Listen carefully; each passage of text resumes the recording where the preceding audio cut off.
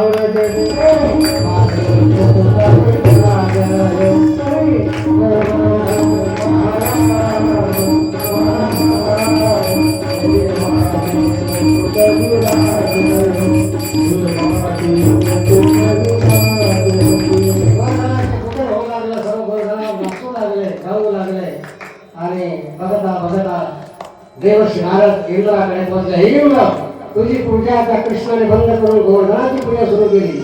इंद्र क्रोधित झाले. इंद्राने आज्ञा दिली, 12 धान्य संपूर्ण ध्वजावर तुडून पडा, धो पाऊस पडला. त्याच वेळेला ढगांचा गडगडाट, विजांचा कडकडाट होऊ लागला आणि धो पाऊस सुरू झाला. सर्व ओरडू लागले, गाई अंबाडा फोडू लागले. आणि त्यावेळेस भगवंत म्हणाले, चिंता करू नका, आपण गोवर्धन उचलूया आणि आपण सर्व गोवर्धन उचलू, तुम्ही सर्वांनी काठ्या लावा. म्हणून भगवंत आता गोवर्धन उचलायला लागले. म्हणून गोवर्धन उचलायला लावा.